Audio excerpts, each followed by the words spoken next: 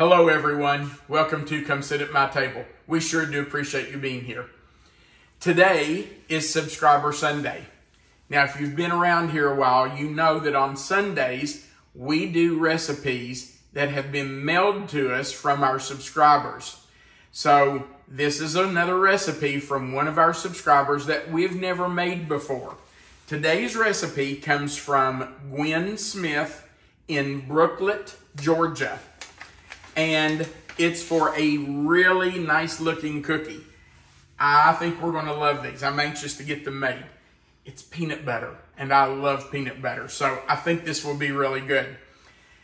Gwen sent a nice letter and the recipe, so I want to read to you just a little bit about the recipe that she's told us about. It says, I got this recipe back in 1997 and have been baking these cookies since then. I first made them for a church function. There were probably 10 ladies who asked me for the recipe. They are that good. Over the years that I have baked these, I have learned that they never get hard in the cookie container. Now that's a good cookie if it never gets hard. They are always chewy and fresh tasting. I sometimes will freeze half of the dough after I make the balls. I will put them in on a cookie sheet and flash freeze them and put them in Ziploc bags or freezer bags. And Melissa and I do that same thing with all of our cookies. Whatever we don't make as soon as we make the dough, we always freeze those cookie dough balls and put them in freezer bags and save them. We can always take out 1 or 2, or if we have people that show up, we can take out 10 or 20. I only use Jif peanut butter in this recipe. Well, lucky for me, we always use Jif. So that worked out well, because the Jif factory is just down the road about 40 miles from us. And it smells wonderful when you drive by. There is no need to flatten or crisscross these cookies. They are a big time favorite for my family. So I'm anxious to try these. They sound really good. They're called peanut butter Chewies. Now we have preheated our oven to 350. It's almost there, so it should be ready by the time we get these made. And they bake for 10 to 11 minutes, so it's a quick cookie. Let's talk about what we're going to use. We need 1 stick, which is 1 cup of butter flavored Crisco. And that is a whole stick. We're going to use the entire thing. We're going to use 1.5 cups of Jif creamy peanut butter, 1.5 cups of firmly packed brown sugar, 2 eggs, a 14-ounce can of sweetened condensed milk. We're going to use 2 cups all-purpose flour, 1 teaspoon of baking soda, 1 teaspoon of salt, 2 teaspoons of vanilla, and 1.5 cups of chopped nuts, chopped pecans. It does say pecans on her recipe card, and I'm assuming that's what she always uses. If you want to switch it out for something else, it would probably be fine, but pecans are a favorite. There's our oven. Pecans are a favorite for Melissa and me. Well, our kids always love pecans too, so that's what we're using. She does say in the directions that if you don't want to use nuts, you can completely leave those out, or you can cut it down if you don't want to use the full 1.5 cups. As you know, when I make a brand new recipe, I try to always make it exactly the way it's written. The second time I might change it around a little bit, but the first time I make it the way it's written, so we're using the full 1.5 cups today. All right, we're going to start, according to Gwen's directions, by creaming the peanut butter, the Crisco, and the brown sugar. So let's go over to the mixer. I'm going to just put that Crisco in there. I'm going to add my peanut butter. We'll just put it in there, and we're going to let that combine with that brown sugar. I mean, how could this be bad? Crisco, peanut butter, and brown sugar. I don't see anything bad with that. Yeah, it's almost health food, huh? Well, I don't know that I'd go that far, but Melissa and I have a friend who comes by just about every week, and I always send him home with cookies. So it's always nice for us to have a new cookie recipe. All right, I'm going to put in the brown sugar, and it is packed in there because that's what the recipe said. Packed brown sugar. I'm going to take my paddle, mixing paddle, and just make sure I have all that peanut butter off there. Okay, so we're just going to let those cream for a minute before we add everything else.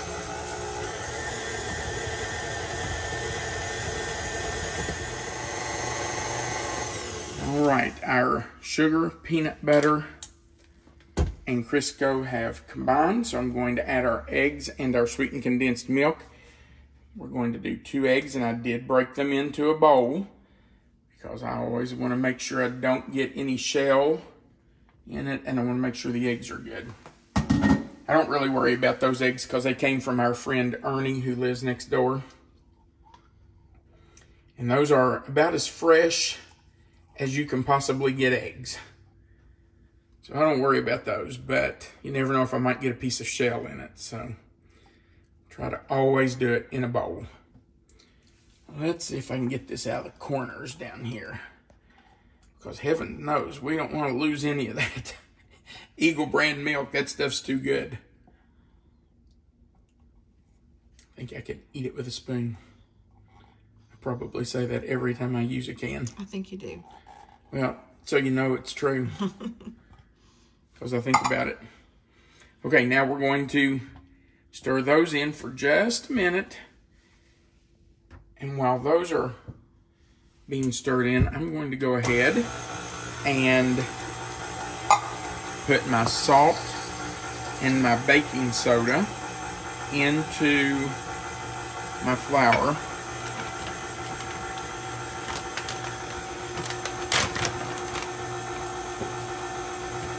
So a teaspoon of salt and a teaspoon of baking soda. All right. And I'm just going to stir those down in that flour. Just combine those a little bit. Just to get them mixed in. Now I am going to put my shield on.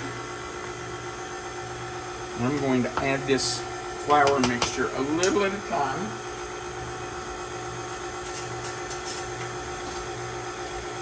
Just kind of mixes in better if you just do it a little at a time. Put it right into the chute.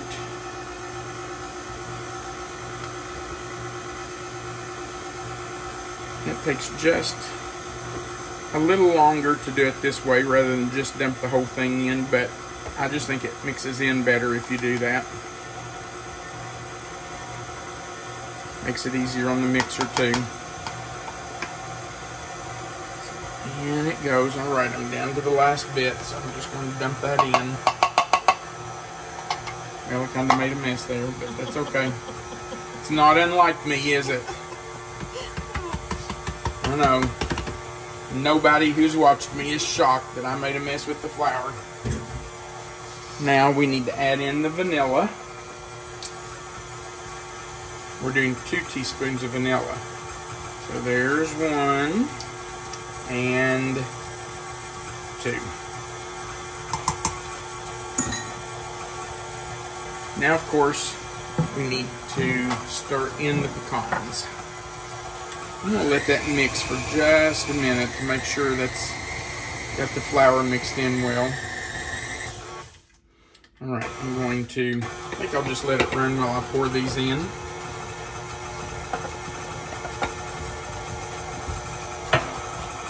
And that's all we need to do, right there. Alright, grab our spatula and get as much of that dough off there as we can. I'll leave a little bit for you, babe. Don't worry. I know what you were thinking. Don't scrape it too clean. Somebody in this house does love cookie dough. And no, we're not worried about the eggs. Been eating raw eggs my whole life. If raw eggs in cookie dough was going to kill me, it would have done it a long time ago, I think. If that bothers you, then you shouldn't do it. Doesn't bother us, does it? Hasn't so far. Okay, I'm going to set that right there for you to clean off. And now we can make our cookie dough balls. All right, I had to grab my scoop. Sorry about that, I forgot to get it out.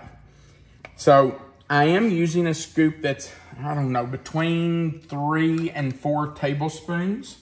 It's probably closer to 3 than 4, but it's a little more than 3. Don't they have numbers on the scoop? Yeah, but I don't know what the numbers are. Okay. Sorry, I don't know that information.